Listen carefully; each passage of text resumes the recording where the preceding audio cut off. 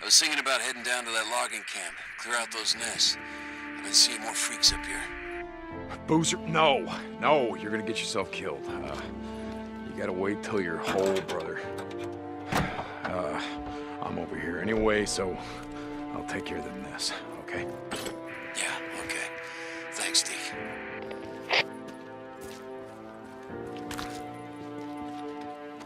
I can fix this. Done.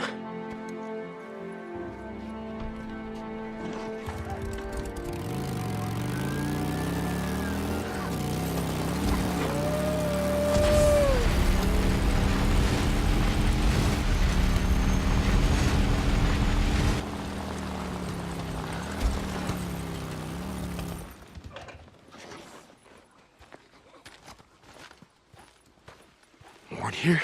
Yep.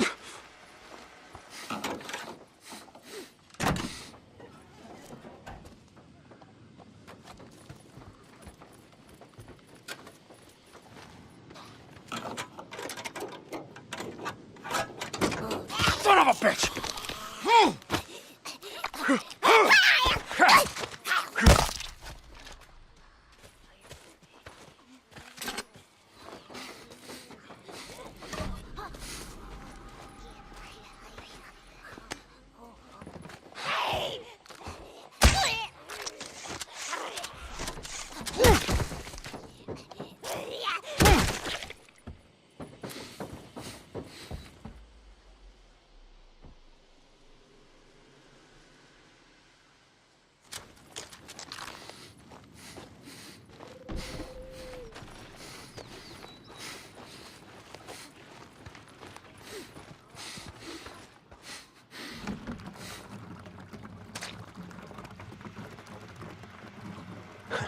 Good.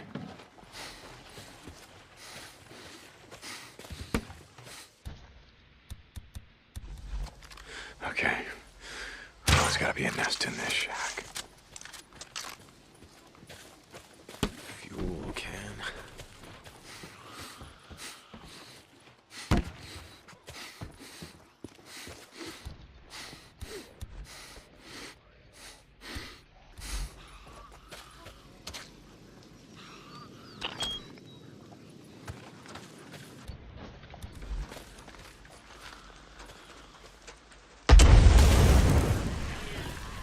Come on, boys and girls.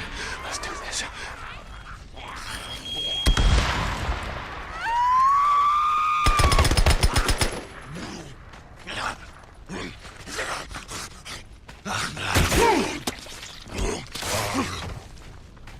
Okay, one nest done. How many more you got?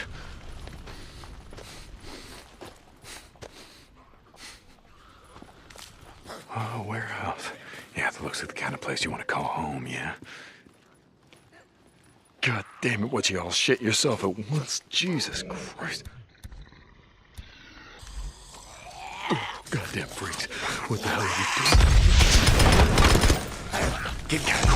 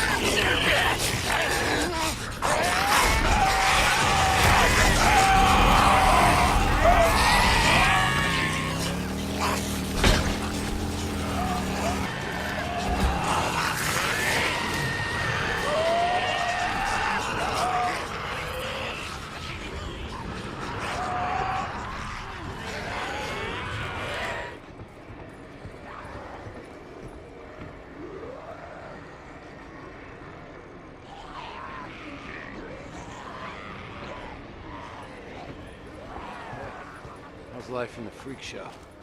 Hey, never better. It's gonna get cold tonight. Yeah, I can feel it. I gotta get some sleep. Yeah, okay.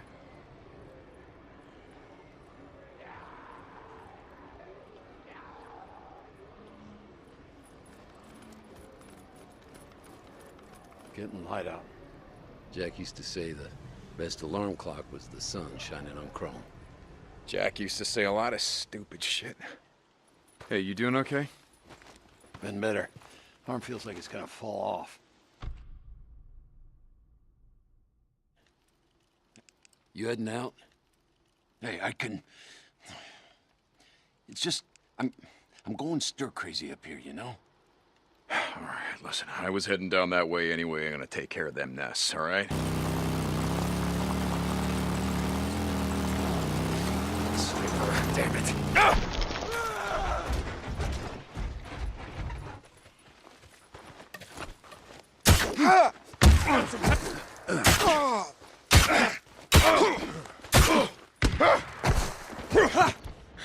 That all you got?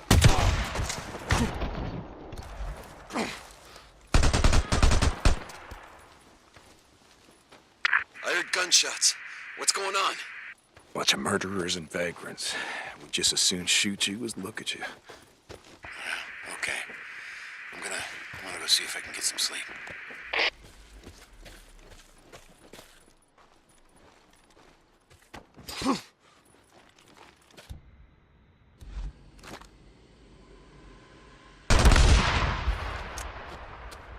How'd you like that? Huh? Come on, you sons of bitches, come on!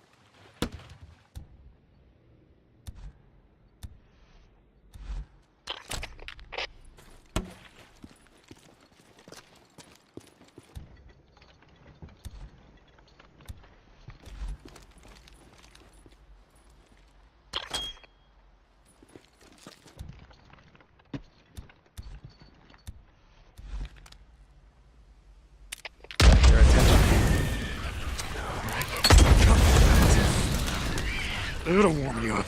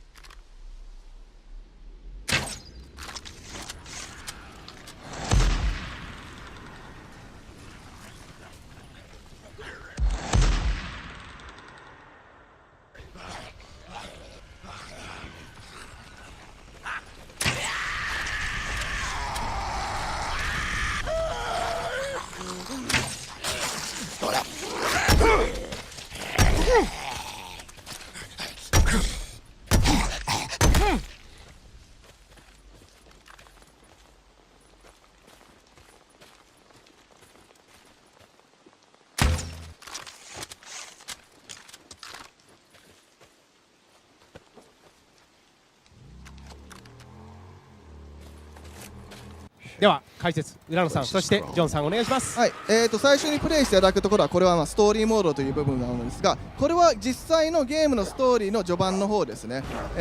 先ほど一緒にパートナーのブーザーのバイカーと一緒に、ディーコのバイクの、パーツを探しに行っています。一応故障しているバイクのためのパーツを探すにはここの、クレイジーウィリーという、場所なのですが、そこにあるガソリンスタンドでバイクのパーツを探しに求めます。パーツをいろいろと探していくと、まずは。はい、そうですね。ただその中いろいろとフリーカーなども、フリーカーの巣という潜んでいる場所もありますので、そういうところもちょっと探検しながらいければなと思います。フリーカーの巣、どういう感じなんでしょうか。ちょっと怖いですね。怖いですね。フリーカーの巣。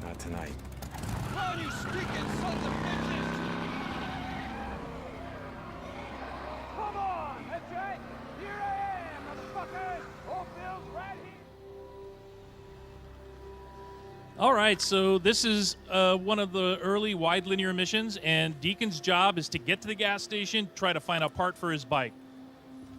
そうですね、ここでは先ほどおっしゃったようにバイクのパーツを今から探しに、ちょっとここの街を探検したいと思います。As we'll see, sometimes the fastest way there is not the safest.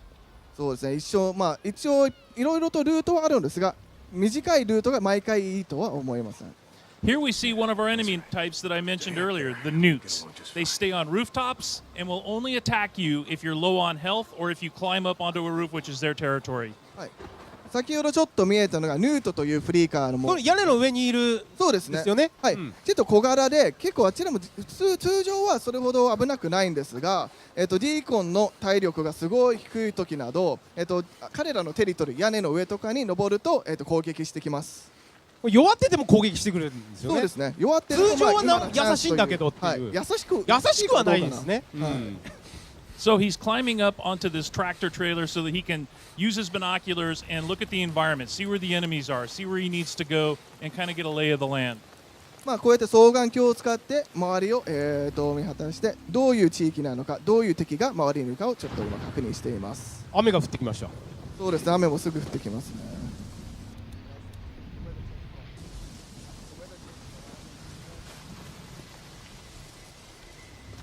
Here he sees the interior of a building. All of our interiors can be searched, so it's an open world game with a vast exterior, but you can also go inside the buildings and scavenge for supplies. はい、そうですね、オープンワールドであります。この全部、中にある家などガレージとかある、建物の中には全て入れることができます。Suddenly he sees a nest. So if you see rooms that have all of these branches, these are areas where freakers hibernate during the day.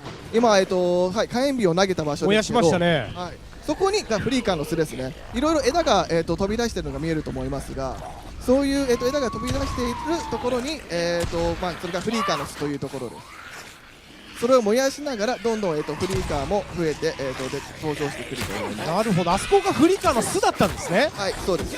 うわー、激しい、やっぱり。ミッションの一つの、サイドミッションと言ってもいいですかね。So he made so much noise that attracted all these swarmers, and now he's got to run.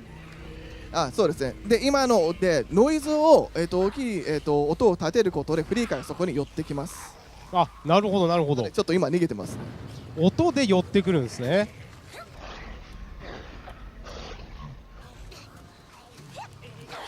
But now he's low on health, so now the newts are going to attack him as well. でもう体力が、左下に見えると思いますが、今緑のゲージですね。低くなったのでニュートが降りてきて攻撃しに来てます。あ、そういうことなんですか。ああ、やられた。ああ。Create as much noise. ちょっとさっきは失敗しましたが、でもいろいろなルートを探って、目的地まで行きますので、ちょっと今度は違うルートで行ってみましょう。はいはい。気を抜くと結構ね、やられちゃいますね。そうですね、すぐ、音を立てるだけでもやっぱ寄ってくるので、結構気をつけないといけません。Police vehicles are very important in the game because they're like treasure chests. You can almost always find ammo in them. こういう捨てられた、車のトランクなどが、ある意味宝箱みたいなもんですね。それを開けることでいろいろと貴重なアイテムを、ゲットすることができます。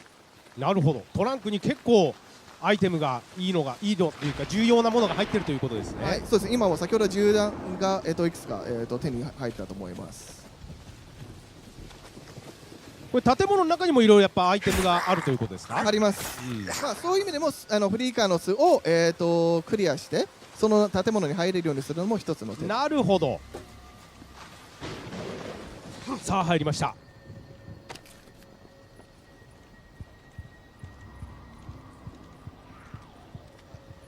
ここのは安全っぽいですね。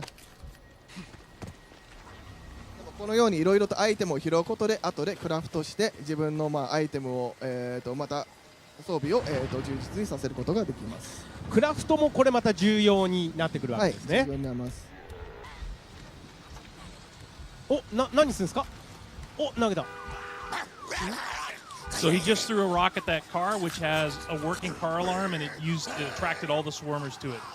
今、ちょっと見えにくかったかもしれませんけど、車に、ちょっと赤い点滅がありました。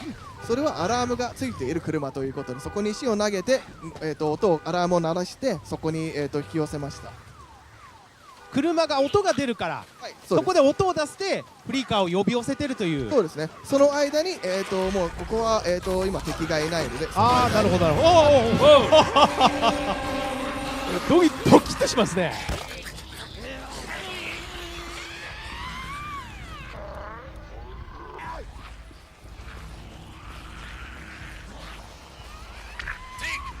How's it going, brother? You ready? Not yet. おお。Just gotta get them on inside. Well, hurry your ass up. I rode past one of So those. again, looking for things in the what the hell they environment call 'em? The shit will the be a Rippers big put help. up. それ環境にもいろいろ爆発物などもあるので、いろいろと、何が、利用できるかっていうのを探し出すのも、一つの点ですね。So he makes it to Crazy Willie's garage. This is where the part is, but the door's locked, so he can't get in. He's gonna have to find another way in. こちらが、クレイジーウィリーのそのガレージの目的地のポイントですが、ちょっとドアがロックされて、どうやってこの中に入るか、それは体験版でもここでプレイして皆さんにちょっと楽しんでいただければなと思います。この先は皆さんがぜひ自分で体感して。もう見えてます。なんか見えてる。これですね。そうですね。これがフリーカー。うじゃうじゃいますよ。確かここで How many freakers are here? I think this is a smaller horde, so this is 250. 300. 300. そして一応300体、300人のフリーカーがここにいます。300いると。で一応目的はその全てを倒すことなのですが、上の画面で赤いゲージがありますね。はいはい、中央上のゲージですね。それが、残りの、人数ですが、おお、ちょっと爆発させた。倒すことでどんどんゲージが減っていきます。ただ音も立てて騒ぎを起こしたことでどんどんうわ寄っていきます。怖っうわすごいっすね。はい。でこの子にもいろいろと捨てられた車もありますし、あとはバイク、今回はここではストーリーモードでなかったバイクにも乗ることができます。はい。であともう一つが、もう中盤なので、いろいろと罠を仕掛けることもできるし、装備しているものも割と充実していますので、そういうところもちゃんと利用していただきたいと思いますね。これが先ほど紹介していただいた重要な、ある意味キーともなるバイクですね。はい、バイクです。なんかバイク乗るのもなんか気持ちよさそうですね。気持ちいいですね。ドリフトとかもできますよ。やっぱこうね、舞台が大自然なのでいいですね。そうですね。移動の手段として絶対に必要な乗り物になります。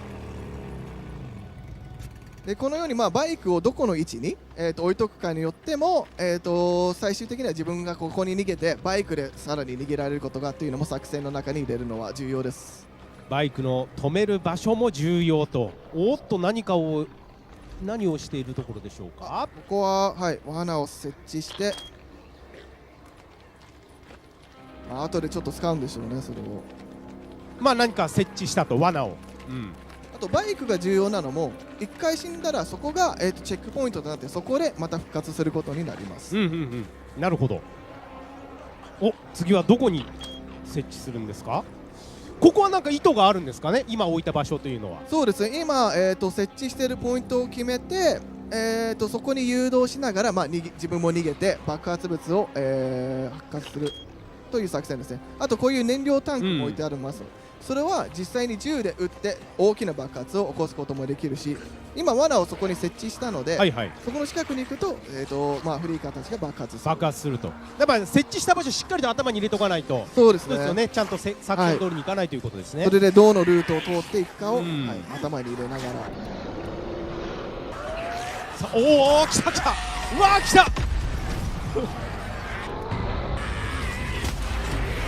うわ、大丈夫かな、大丈夫ですかジェクさん。うわジェクさん大丈夫ですか。うわー来てる来てる、すごい数。あと今ちょっとスクリーン画面がちょっとグレーになったと思うんですけど、それはフォーカスモードでその間だけスローモーションで物が起こるようになります。それは中盤になってから以上いますね。もう結構半分ぐらい。半分 60% ぐらい、残り60ぐらい。先ほど仕掛けたもの。なるほど。丸太のところ。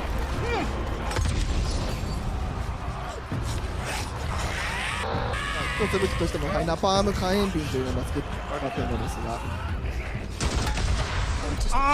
ここで爆発させて、結構いいところまで。でもいいですね。素晴らしいジェフさん。ジェフさん素晴らしいです。障害物とかを、抜けることで、彼らの動きを遅く、収めることもできます。どういう状況なんでしょうか。どちらにしろやっぱりもうずっと逃げ回って動き回ってないとダメですね。すぐ捕まっちゃうので。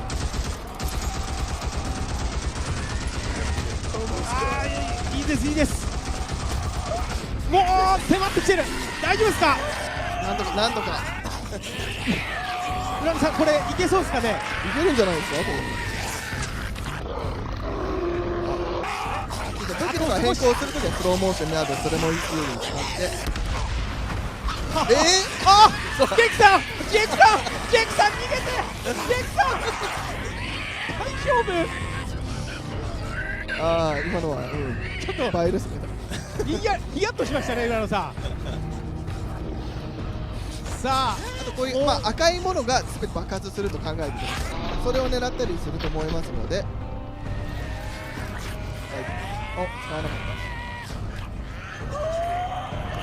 さあ、冷静なジェフさん、大丈夫でしょうか。ライブでお届けしております。あと大量ゲージの上が、青いゲージなんですが、それがスタミナですね。それで、走ることができる。そのゲージがなくなったらもう走ることもできない。結構ギリギリなところですが、さあお客さんもドキドキしてまいりました。ジェフさん頼む。ライブショーしっかりと成功してほしいです。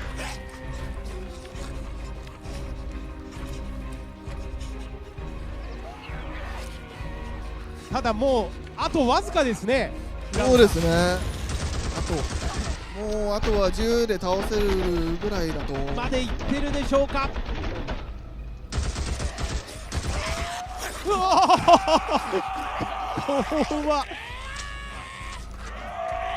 油断できないですね。そうですね。もうでももうちょいあと2体ぐらい。よし、すりゃ最後はボッコボコにして拍手お願いします。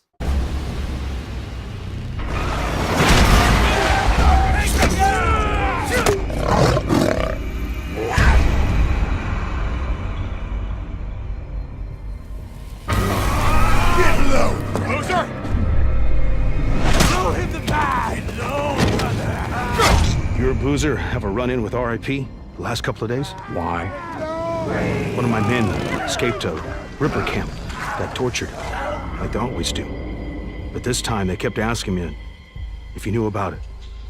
2 bikers, 2 men. The Ripper called them mongrels. If you ask me, you got a price on your head.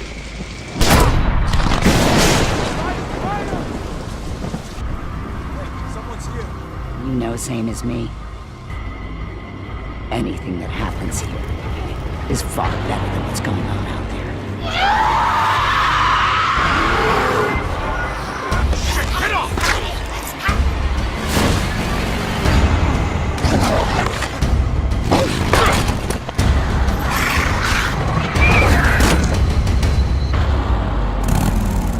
What the hell? Perfect. Just perfect. St. John, what was the inspiration behind this character? Well, a few things. He's broken. So you saw from a couple of trailers that we've released that he's lost someone and it's scarred him in a way. And it's like Jeff would like to say, everybody loses people, in these kinds of end of the world scenarios. So what's particular about Deacon though is that he was an ex-member of an outlaw motorcycle club. And therefore, he has a love of the open road. He has a love of motorcycles. Yeah. There's a sense of brotherhood, and you can see that here in these scenes with him and his best friend, Boozer. And so it was that combination that really sort of drew us to this particular character. Right, we're going to continue to learn about him as you're playing the game, correct? About him and his backstory and why he is the way he is. I mean, the bike is very important, right, as well? Like, yeah, we almost consider the bike to be another character. yeah. Because you only get one, and you're constantly upgrading it. You're constantly trying to repair it. You need to keep it refueled. And if you lose it, you got to go find it, and you can't whistle for a new one. So You can't whistle. right, Like a horse. Yeah, the refueling mechanic is a huge game design choice. I really, really like that. Can you talk more about how important it's going to be to be able to find fuel? Sorry.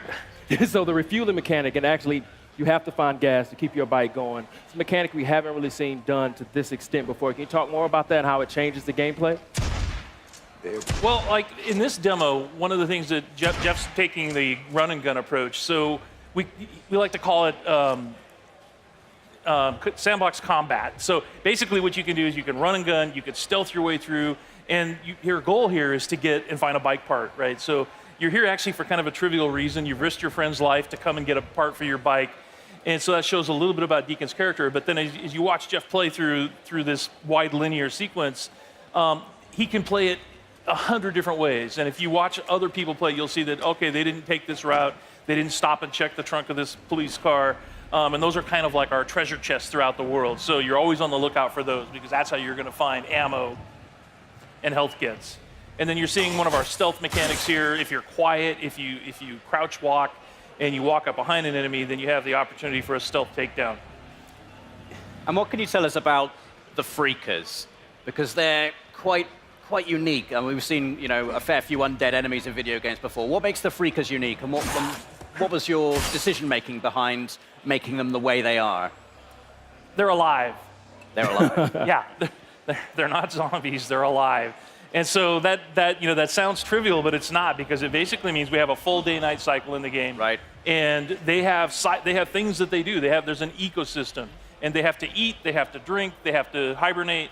And so you will find them, like in this scenario, you'll see that there's some nests, and Freakers build nests for reasons you discover while you're playing the game. And then you can take those nest zones out in order to free up fast travel routes. So it becomes part of the metagame.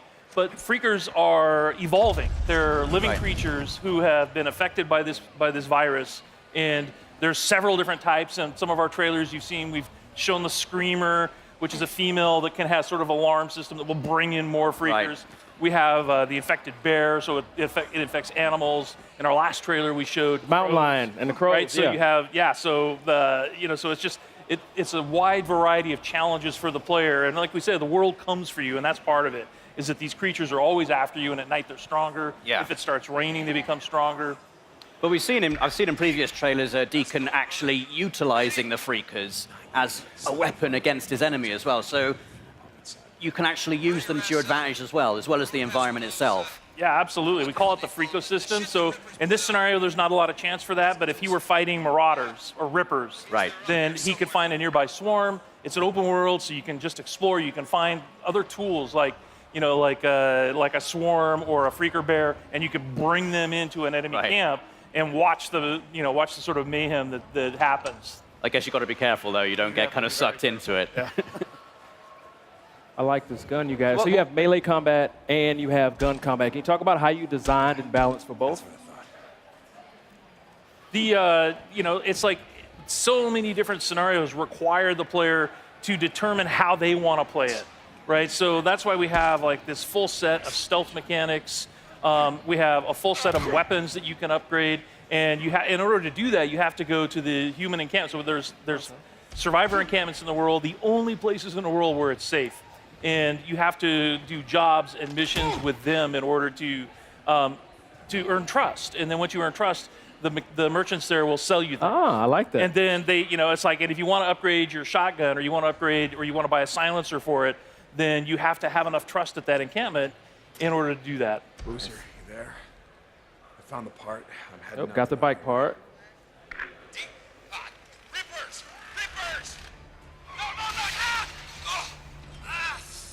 He's not having a good time. This is the inside of the Crazy Willie's truck stop, and that's one of the other things we wanted to point out is that it's full open world, but there's a lot of exploration in the game. All of the building interiors are accessible. There's no load times to get in and outside of a building or to go between regions. This is in the Belknap Wilderness, and the whole area is just completely explorable. And then these are the Rippers that I mentioned earlier. So these are one of the cults in the game. Tats are dead symbols of a dead man. Dead symbols of the lost. Get off me! Bitches! Biker Man! You must be brought low, Biker Man. For you are lost, and we are found. Oh yeah, that's gonna hurt.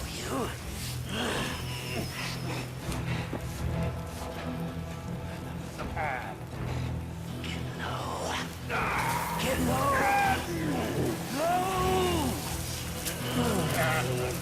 So you can see they're not very friendly. No. You've talked about having freedom in terms of how you approach missions. So you can approach them stealthily. You can go in all guns blazing if you want to. What kind of freedom do you have in terms of the mission structure, in terms of the story? Do you get to make story choices in the game, or is it like sort of like a linear narrative path you're going to be taking? Yeah, there's several key places where you have to choose what Deacon is going to do in a key situation. So we released a bunch of footage last month, and if you watch carefully, you'll see that there's a moment where Deacon has the choice to take a man's life or to force Boozer to do it. Right. And that will have an impact on Boozer's morale. So your best friend, how he feels about you, how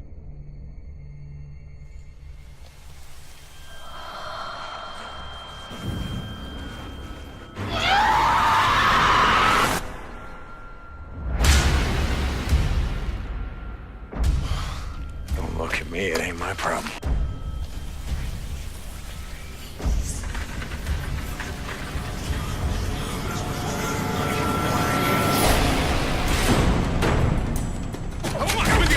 Gun, buddy.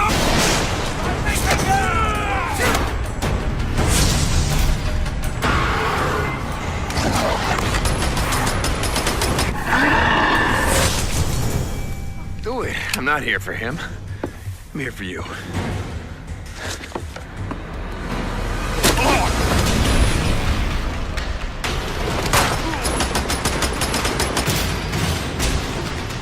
Oh shit, freeze!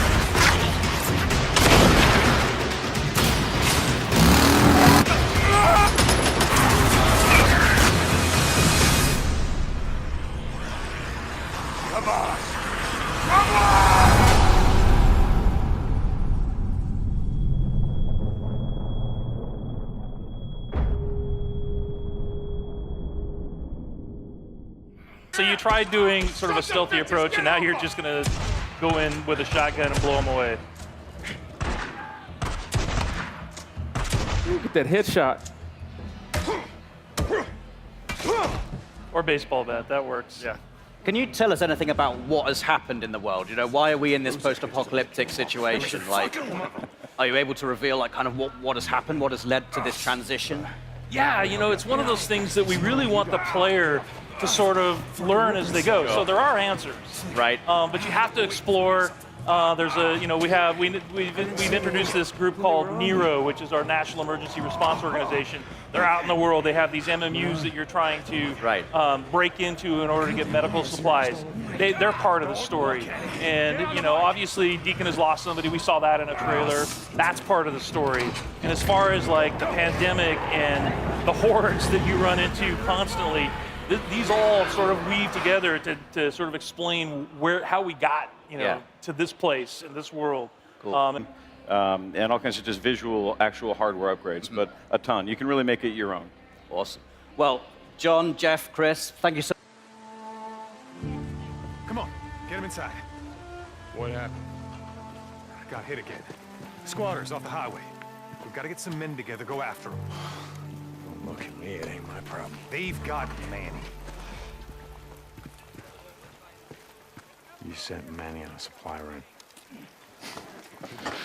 I just run the camp, Deke. I don't tell folks how to live their lives. Go to hell, Cope!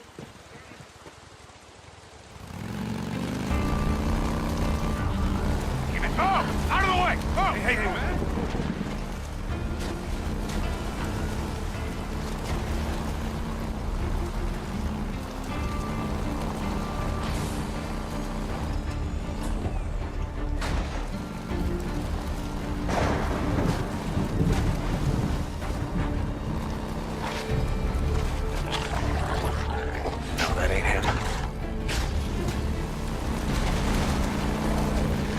Oh, come on. Oh, crap. Come on, come on! Son of a bitch.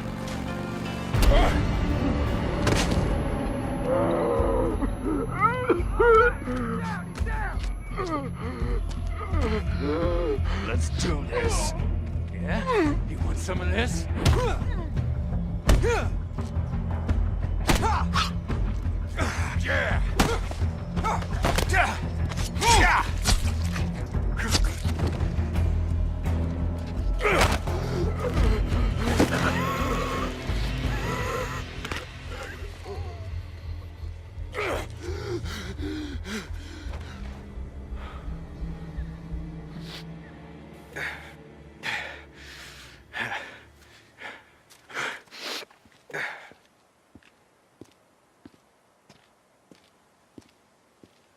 That's Manny's bike.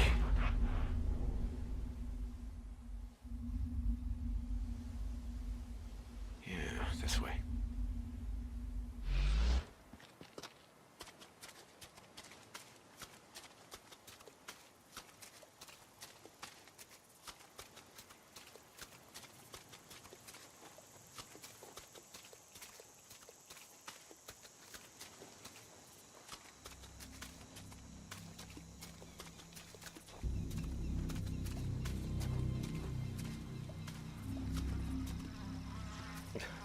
Ugh.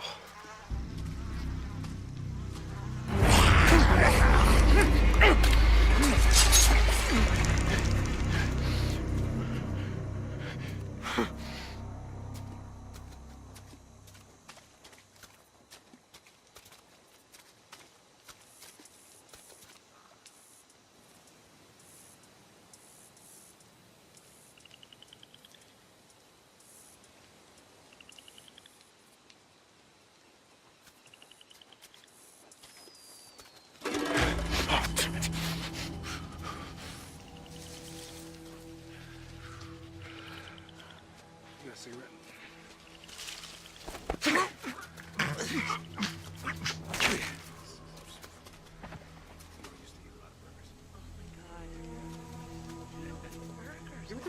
Why do you have? You always have a bad attitude. I have a bad attitude. You have a bad attitude. Just don't talk. Oh, yes, better if we just don't. Yo, where you at, man? Shut the hell up. Shh. He's not being that loud. You shut the hell up. Thank you. You shut up. Okay. Shh. I want all of you to shut the hell up. What is your problem? Oh, shh. There's something out there. Just a Stop! God! No, my leg!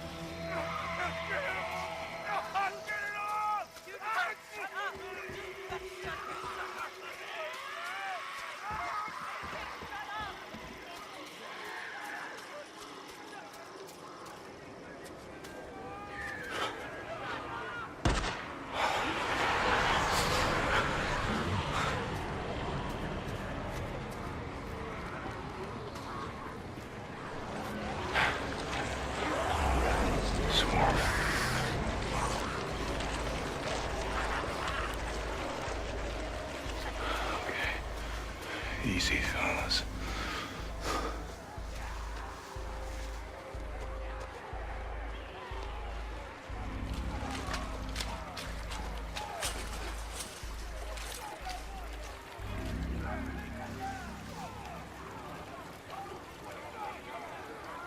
There he is.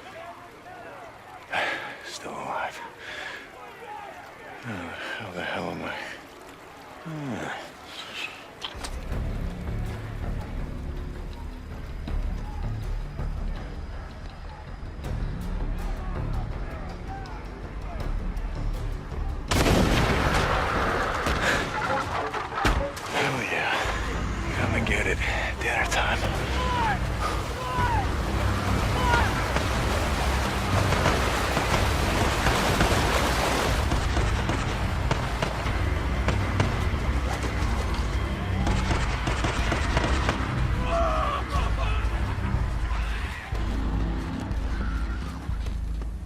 Drop him! Now! Or I'll kill him! Do it. I'm not here for him. I'm here for you.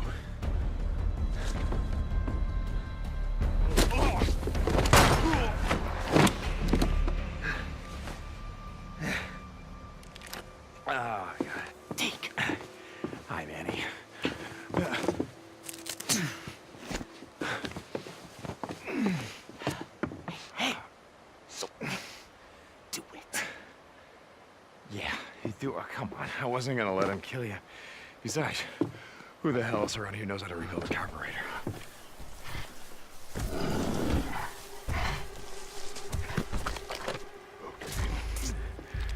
Just back up. Nice and slow. Don't make a sound.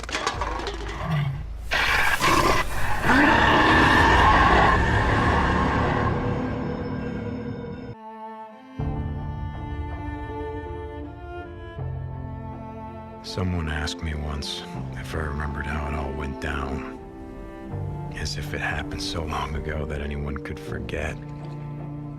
So yeah, I remember. I remember when our homes and our towns turned into graveyards, when the wilderness became our only hope for survival. I remember when the planes fell out of the skies, when the trains stopped running, when the turbines shut down, and the world went dark. I remember when they put up the razor wire, like it was gonna stop anything. And the feds ran out of body bags. Rope. And some of us sort of lost our minds. I think it's dead. Some lost more than that. Much more. I remember when we lived by a code, when brotherhood meant something, and living meant more than surviving. Goddamn liar! So yeah, I remember how it all went down. I don't give a damn about any of that. You know what I remember most? Riding the open road. The smell of your hair. The touch of your skin. I remember you. But those days are gone. Now I'm a drifter, a bounty hunter, a mercenary. And for me, the broken road is all that's left. But I'll always remember.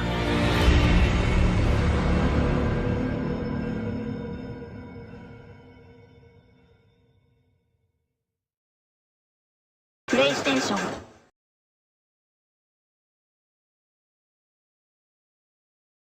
Hello, I'm John Garvin, the writer and director, and I'm here with Sam Witwer. I play Deacon St. John in Days Gone. Yeah, and we're here to talk about the alternate path demo. So we did 2 demos for E3 this year. One you guys saw at the media showcase, and this one we showed behind closed doors on the floor at E3. And so for the first time, we're releasing it online so that everybody can kind of take a look at it. And I thought I'd just talk a little bit about, what the differences are, and just kind of just show you what we were trying to accomplish this year. Yeah, I mean, the most obvious difference so far is the last one was nighttime during the rain, and this is daytime during the snow. Yeah, and and it's not just cosmetic, and I think that's one of the things we really wanted to emphasize, because this time we're showing sort of a day in the life of Deacon. You see he's on the drifter bike here. We wanted to show a little more of the bike riding and how the weather can kind of impact that. So we have this drifting mechanic, right? You see him kind of slipping and sliding around a little bit. Changes the handling of the bike. That's really interesting. Now, there were wolves there last time, John, and these wolves would pursue you down this road, and then Deacon had to turn his back, shoot a wolf, and he got clotheslined right up there, didn't he? Yeah, exactly. So this time you see that he wasn't being chased by the wolves. That's a dynamic event that can that can happen or not. It just depends on when you're playing the game. Interesting. And this time Deacon saw the ambush and he was able to avoid it. So he kind of comes up and around and behind them. So does weather impacts whether these creatures show up or not in daytime, nighttime, all that stuff? Yeah, absolutely. So especially the freakers, they come out, they're mostly nocturnal, but they will come out as the weather gets colder. They become stronger in the cold. Right. And so that will, again, kind of change up the way the game plays. That's very, very, I kind of love that you decided to do this as a demo to show 2 completely different iterations on the same exact mission in the game. Yes, exactly. So we wanted to have, the job is basically the same. Deacon hears that his buddy's in trouble, rides out to save his life. And, as you can see here, this is a completely different experience from what we showed in the first demo. In the first one, Deacon gets clotheslined. And it sounded very painful, by the way. Oh, speaking of painful, okay, so the combat in this game is fairly brutal. John, you want to talk about that a little bit? Well, we just wanted to make it as as realistic as possible. So yeah, we're not holding back on that at all. And Sam's done most of his own stunt work for this. And I can tell you that when we're on the performance stage and we're capturing that stuff, we just try to keep it real, right? Right. Well, right. There was sort of a decision made at some point. I've been on the project for what, 2 or 3 years now? Yeah, I think 3 years. And so early on, I think there was a more, what were we? It was more Kurt Russell and sort of a two-fisted thing, and then it turned into, hey, let's take this quite seriously. And what that required is a lot more. Taking this combat stuff and showing the horror of the violence that happens and were this type of circumstance to take place. I mean, realism, weirdly enough, is the thing we keep going back to when it comes to not just the stunts, but also the performance style. I think, it was very important that it doesn't seem like a bunch of actors, saying lines. It was all very incidental. And we wanted the world to sort of reflect that as well. So you saw there that, Deacon broke into that emergency vehicle and found some supplies. So this is what we're calling our survival vision. So you saw that earlier when he was looking at Manny's bike on the ground. And it's just kind of a way of seeing tracks in the world and sort of imagining what might have happened. And here, I just wanted to point out that you're seeing in this part of the demo that there are freakers there. There weren't there before because it wasn't snowing. It was, and it was getting lighter out. It wasn't getting darker like it is. And so, it changes up the way you can play through the level. And what is this? We call this the meat wall. The meat wall. Yeah, and it's not just there, to make the guys who put them up to seem evil. They're there for a purpose because, again, freakers are living creatures. They eat. That's their primary thing. They want to eat. And so you hang these dead freakers up, and any freaker, rather than coming into their camp like you see here, they would actually stop and snack. Yeah, exactly. Yeah. And then the same thing with this freaker that they've hung upside down. There's a bear trap underneath it, and they use that because a freaker will come, be attracted to the meat, and then hit that trap. Interesting. Another thing you just saw, by the way, is that tin can. The tin can trap that he that's an alarm that the Marauders will put up. And this is, again, some of the things that Marauder camps just do. And you find these Marauder camps throughout the world. You'll find traps like that, and then if you're careful and you're paying attention, you can avoid them. Because in the first demo, Deacon didn't avoid it, and he set off that alarm. Right. Now this is the same tactic that he used last time. Throws the rock to get someone to lure him over and have him step in the bear trap. But this one plays out a little bit differently than last time. One of the things that struck me, and we've talked about this obviously as we've shot, but there's an effort of the other Marauders to get this guy to shut up, and he won't. Yeah, and so in the first demo, Deacon's heading on down the trail, and you can hear that happening behind him. Right. And this time we're showing what happened. So, he's watching everybody react to this poor guy trapped in in that bear trap, and she just is like, shut up, shut up, shut up, and then just loses it and shoots the guy. Right. And of course, in the meantime, Deacon, is crafting a Molotov and just takes them all out. Right. Oh boy, that's good. Ow. So again, it's like in the previous demo, Deacon would have gone off to the trail down to the right. This time he's going to head this way. He follows the tracks, and comes under a sniper attack. Now let me ask you something about the survival. Okay, there's a sniper attack coming, but the survival vision is, if you don't say upgrade your survival vision, can you miss clues? I mean, are there things that you would get if you upgraded your survival vision that would help you complete the mission better? Exactly, and you have to, we have a whole skill tree, and it's all tied to the experience that you can earn as you're just playing through the game, and then you can upgrade those things. What's happening here? We got a freaker tied to a tree. Yeah, so this is another type of trap that Marauders will set. They will they will basically chain freakers to the perimeter of their camps, and they use them as kind of an alarm system. And then that, you saw that Marauder there. He was just tormenting the poor freaker, and then so Deacon kind of takes advantage of that. Well, and you think for a moment that Deacon is the guy, he's sort of helping the freaker by, getting the guy that taunted him. Like, no, and then he's going to take the freaker out right afterward. Exactly. And this is a bit of silent sniping using the crossbow. Yeah, so this whole sequence at the end plays out very differently. In the first demo, you saw Deacon use a swarm. He weaponized a swarm, lured them into the camp, and then they kind of did the work for him. There's no swarm in this run-through. Right. So the player really has to go in and use what we're calling our strategic sandbox combat, and that's just, stealth mechanics and setting and using traps whole arsenal of weapons. You see there's a variety of weapons that Deacon's going to use through this, including the crossbow. You know, he crafts his own bolts.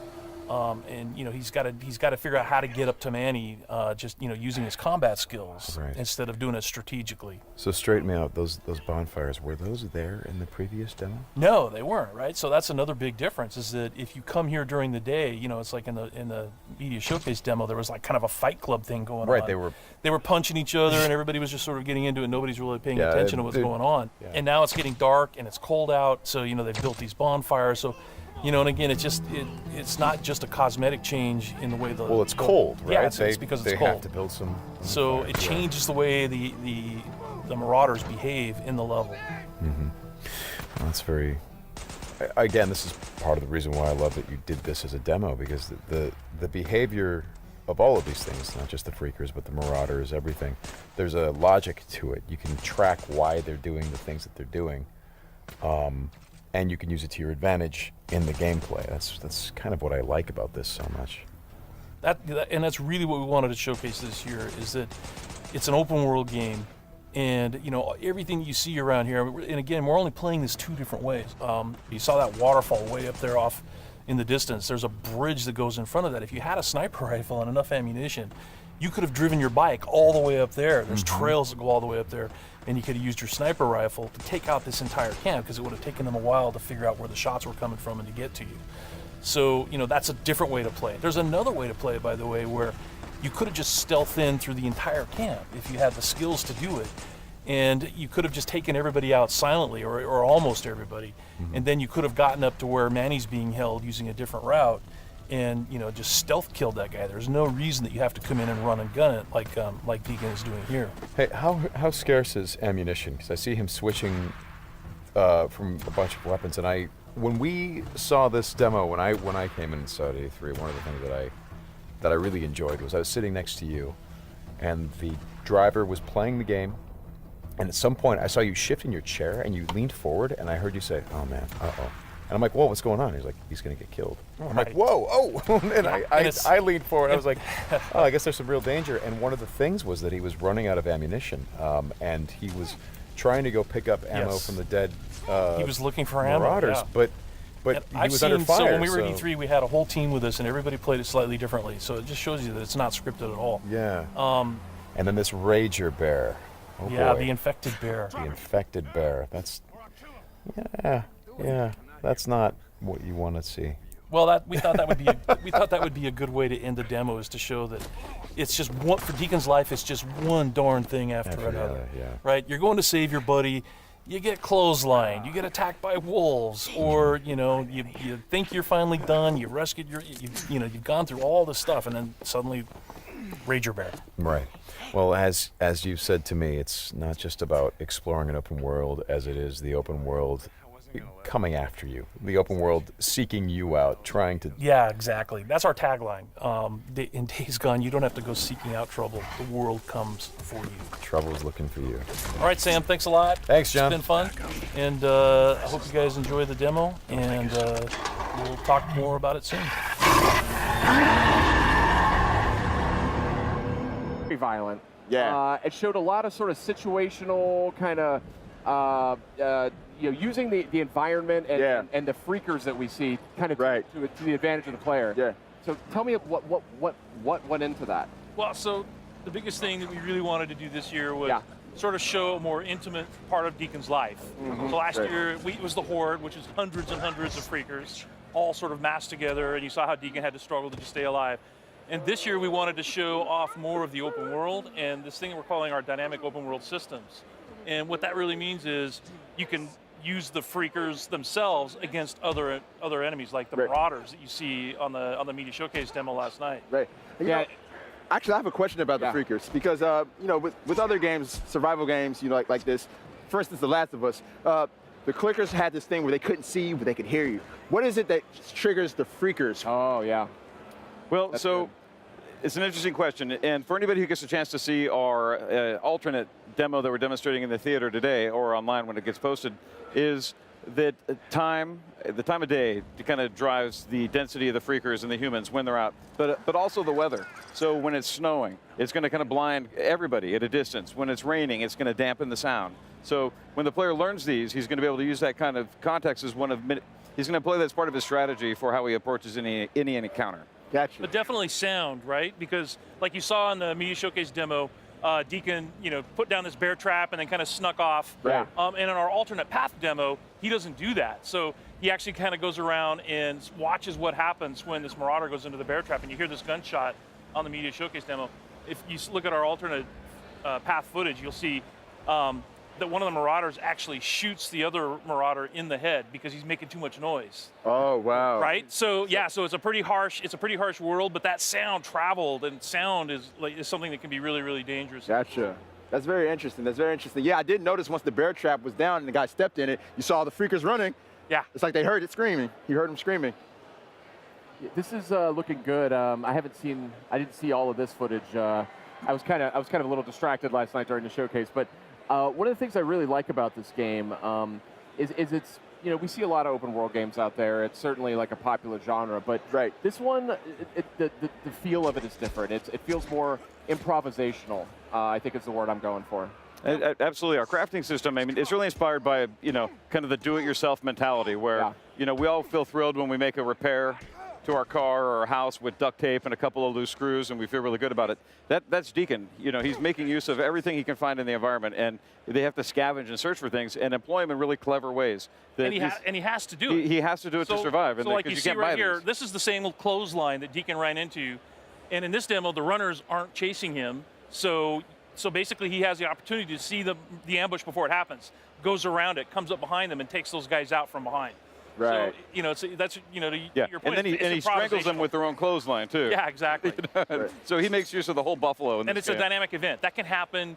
You can be out in the world doing a job or a mission, and then suddenly you've got Marauders that are ambushing you on the highway, and it's a dynamic event. There's no way to predict when it's going to happen. You just got to pay attention. Wow. Is there more than just like a clothesline in the middle? Do they find more ways to ambush you? Yeah, it's a dangerous world, and it's something where the Horde is dangerous, Freakers are dangerous, but so too are humans because they're cunning and clever, and they too are using everything they can find to employ against their enemies. And let's just say clothesline is one of many things. We'll get into it at a later date. Okay.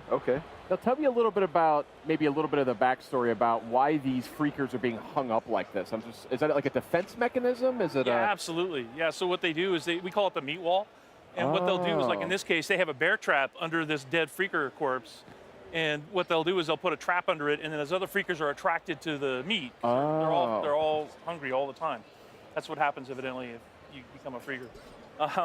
But they hang up the meat walls again. It's kind of like a wall to protect the encampment. So you can always tell when you're coming close to a Marauder camp because you'll run into these kinds of traps. Yeah, they had all kinds of defenses too. I mean, the first thing Deacon did was trip over that little thing in the tin cans. And that's what drew the first guy out, which is why he'd think on his toes, scramble for a bush, and then wait, and then kill the guy when he came by. Right. And again, in the alternate path that we're showing, it's something where if the players are thoughtful and if they take time, they don't just rush into things, they're going to be able to employ a different analysis of the terrain. They're going to be able to look for these things and see them. And that's how he sees a clothesline. And when the players are careful and cautious and assume the world's dangerous, they can turn the tables on the bad guys using the same tools that they're using against the player against them. Yeah, so like what you're seeing now is part of the alternate path. Changed up the time of day, changed up the weather. Okay, I was going to say, I didn't remember this from the show. Exactly, because it's colder now, more freakers are coming out, so freakers are stronger when it's cold out. So you really got to be careful when it's snowing. Also, the bike handles differently. It's like if you'd seen the earlier part when Deacon's trying to ride his bike through the snow, it's very, very different. Oh, this is really cool. I didn't realize. Interesting. So here's your meat wall, right? The meat wall there. Yeah. That seems like a pretty smart move, if I'm honest. Yeah. But yeah, look at this, a beautiful looking game too. And I know you guys are digging into the PS4 Pro as well as you make this title. This is what is something you have to do. It's beautiful enough without 4K. And then you add that to the mix and it's mind-blowing. Yeah. Right. One thing that stands out to me about Days Gone, amongst the other undead games out there is that you can get so many zombies on the screen in this thing, or freakers on the screen at once. And those are the ones that, Deacon kind of ran across, then gnawing on somebody's corpse, and then one of them chased him. And the thing about runners is they can outrun your bike. And if they catch up to you, they will knock you from your bike. So it's another example of dynamic events that happen in the world that make the world dangerous all the time. Wow, such a cool game you guys are making. It's really inspired. I think it's got a lot of cool mechanics to it. He's headed to the old sawmill. Going in after him. gonna be dark soon. When does that ever stop me?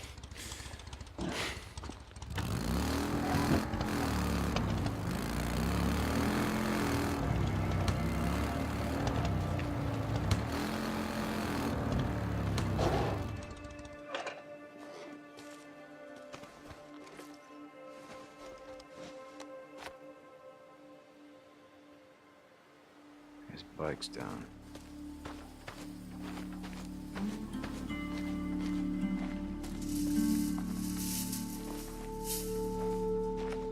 Alright, Two Dog, where the hell are you?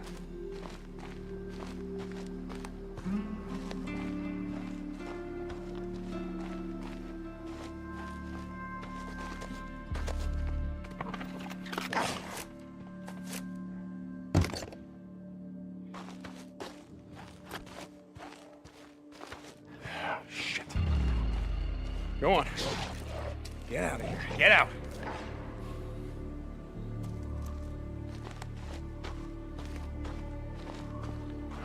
Well, that ain't him.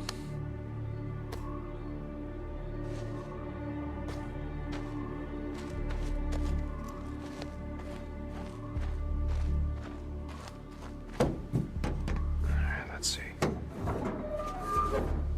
Yep. I could use that.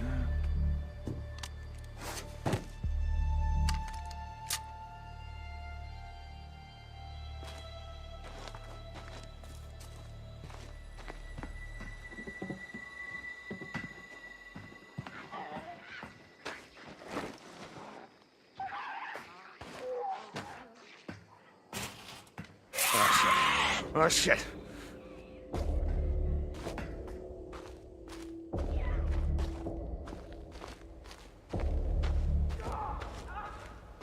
Two Dog.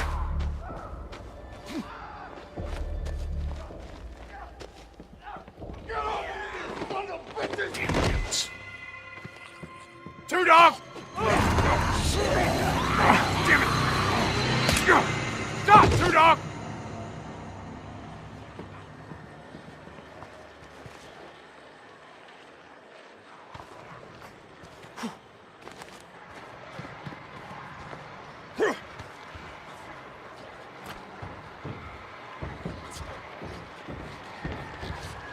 Look around, brother! You know how this is gonna end.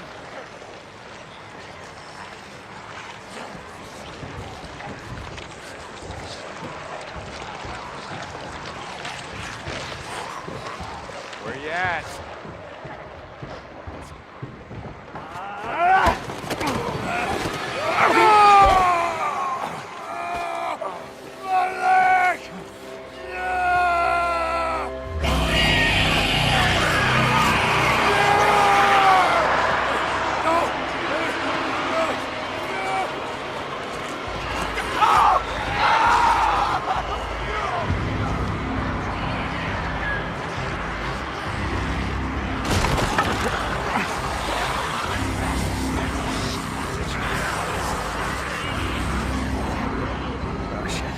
Oh, shit. Come on!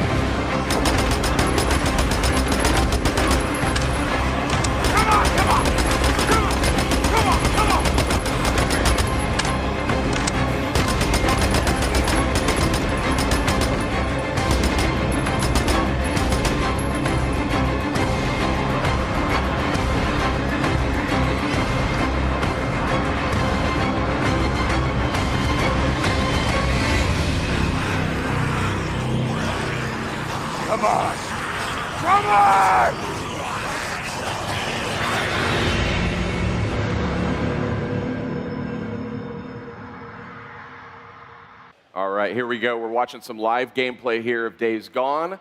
I have picked up the controller. I'm looking through the binoculars, and I see trouble. I see trouble. Lots of trouble. Yeah, absolutely. I think you're looking at about 250 individual Horde units right here. This is smaller than the Horde we showed at the Sawmill a few years ago, but I feel it's a good starter Horde for you. And it's really important now, prepare. So, all right, you just took a bunch of ammo from your saddlebags. So, saddlebags, cool. Yeah, and that's an important upgrade for the bike to prepare you for encounters such as this. All right. When you don't try to kill them with the bike. But since it's a sandbox, I say you go for it. All right. Off to a bad start. Really bad start. Nice job. This is the world's best demo. I could have done that, dude. Thanks, Sid. This is not. Oh man. This is not going to go well. We're going for realism. Okay, so there's separate inversion for on foot and vehicle, I noticed. Okay, yeah. So let's do that. We're playing it live here. Is that a separate feature? Yeah, it is, actually. Yeah, so press R2 to go to the bike. Display. Oh, sorry. There we go.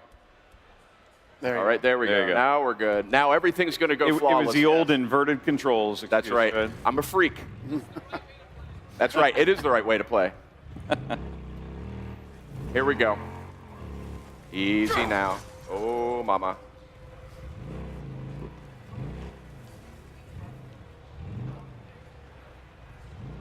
This is a more powerful bike than what I drove in the last build. Yes, this is an upgraded bike. Yeah. This looks gorgeous. So the Horde is back behind you, Sid.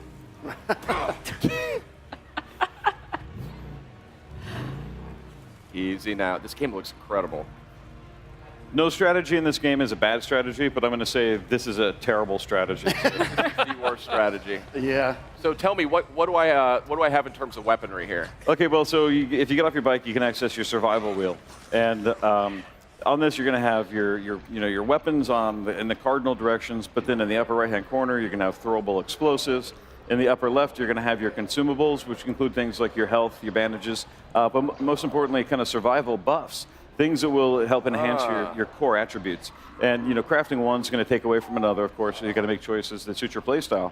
And then also we have distractions on the bottom left corner. Not really the best for the Horde, but on the bottom right we have traps. So in this case, I think you might have proximity bombs or airbag remote detonators. I think in this case you have the proximity mines. And if you plan properly and look through the environment, you find like key places that you say, I want to run the Horde through here later and trigger this detonation when enough of them run past it. So smart players will do that. Foolish players will just charge in, guns a-blazing, and it's going to be a lot harder for those guys. What kind of player will players Sid will be? try to jam their bike into the Horde. They can try that. So what's your strategy here, Sid? What are you thinking? How do I Stalling is a strategy. Got it selected right there, and then hit R2 to... R2, okay. Oh, no! You can't melee the Horde. You could try. The strategy is panic and run. Okay, we're on the move now. Lost my bike. Not good. You can still save it. I don't recommend a melee bat against these guys, but give it a go. Got to stay nimble here.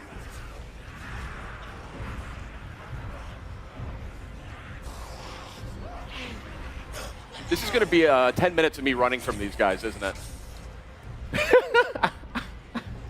Well, Sid's trying to make his way around. How do you guys plan for all of these different tactics that people are going to dive into? How do you think ahead of time of people are going to want to go about this a million different ways? So what's the process of building out all of that? Well, we think about what makes kind of sense and what sounds cool that fits the IP, but we do have to provide a lot of different tools just so they can have that, that flexibility. And then we just try to keep things very loose.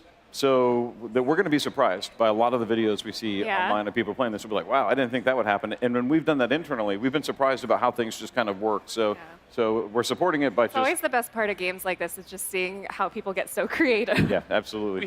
We had a company meeting last week where our head of QA literally took on the Horde using his crossbow and custom crafted explosive bolts. Oh my gosh. And it was pretty amazing. So he pretty much got all the way there. I think he had to use one Molotov, but Jeff and I had never seen that happen before, so we were surprised, and we were like, oh. And what's cool about it, and I think this goes to your question, is it makes perfect sense that it worked because the way we built the systems, but Emergence is about a bunch of wholly predictable, unpredictable things, and it just works. Like we're catching yourself on fire. On fire is possibly a good strategy. I don't think so. That's so he can set them on fire when they grab him.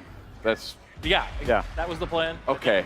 This is so also one of the things we not want going to well. point out, though, is that the Horde locations are all story-driven. And so this is a mass grave site. So Nero would have come in as the world was ending, dug these mass graves, and they happen to have giant barrels of fuel that they would have used to burn the corpses of all the people who had died during the pandemic. So there's a reason why you find all these explodables out in these areas. Yeah. And you know, there you go. One of the key strategies is to go and find those first, and then plan as you're running around to try to drag the Horde. Out of ammo. Out of ammo. There you go. And in these encounters, you really got to be thinking on your feet as you're running forward. Tore me to pieces. Not dying. I'm doing better, though. I'm getting the hang of this thing. Yeah. Now I got it all figured out. But you want to scan the environment constantly, looking for new opportunities, Yeah. and a lot of them reveal themselves. But you've got to be nimble, you got to be moving, you got to be thinking, and using the survival will, and just using every mechanical aspect at once to survive. And these are late game encounters. Okay. So you run into the Horde throughout the game. Early on, you can't take them on. You're not strong enough. You're not fast enough. You don't have large enough magazines in your weapons. So you really learn early on. You have to work your way up. Yeah, how you're going to and fight them. By the time you get to this mission, you would have learned some of the strategies. And you'll notice those logs right there. If you blow those open, they'll actually. One of the things I think is great about this too is that you also have the cultists that are out there. So actually, you go to have your animals that are out lower there. right-hand It's corner, like not 4 just o'clock on your creatures survival that you wheel. have to be worried about, and so this So could bring up the possibly survival be a wheel till 1. situation that you would And maybe then go to use the them to your kind of advantage 4 if there o'clock were and other then enemies around. place that thing on the barrel. Yeah, absolutely. So I think you have one equipped. So hold L2. This is one of the late game there you missions. go. And There are open world And encounters. then when you where trigger them, make sure they you run could have an past here. ambush camp that you have to go take on. If you see a Horde nearby, you can be a Pied Piper. You can actually get on your bike, ride through the Horde, drag them up into the ambush camp, and then watch the mayhem that ensues. Oh my gosh. All right, here they come, Sid. Oh, nice one. Nice. We got about a quarter of them. Front row. Front row. Oh, you're going to have to reload pretty soon, dude. Get run. Get out. Tried to tell you. It worked for a while. It did. I mean, we're making progress. Yes. We're chipping away here. This is unlike anything I've ever played. I've never fought so many enemies at once. I mean, it's really, really interesting. Let's see here. I was digging these Molotovs. So one of the other things we wanted to point out is that we've been working really hard on performance. So if you saw the demo that we released some footage last month that was kind of alpha footage, and this kind of polish really comes very late in the game. So this is like almost final lighting for the environment. The environment and tech guys have been working really hard on that, but also performance is key for this game because it's running at a solid 30 here, and we have a version on the regular PS4 that's also running at a solid 30. So we're pretty happy with where we're at. All right. All right, it's on. Oh. Oh. Oh. There we go. Oh, there it is. Nicely done.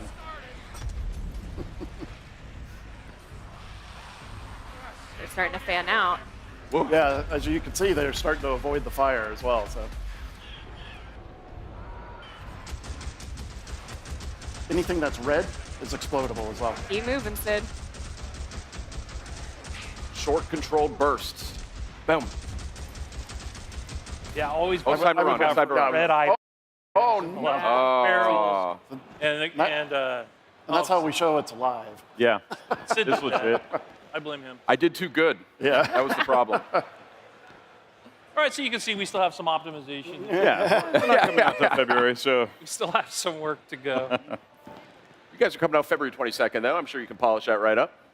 It's a live environment, though. I mean, these things happen early in development. But, yeah, that was super cool. I have never played anything like that. It was really, really unique. And, I mean, we're just obviously kind of goofing around here, playing with the huge hordes. But, I mean, there's a lot of stuff to do in this game, and there's a lot of emergent systems that come about, and you saw some of it here. I mean, every single time I tried that on, it was a completely different experience. Yes, exactly. And I know that's something that you guys are really focused on. I mean, whether it's, the criers, the freaker ravens that may choose to attack at one point or another. We talk a little bit about how those systems sort of, combine with each other. The horde is just one part of the game, Yeah. It's several, it's an ecosystem of creatures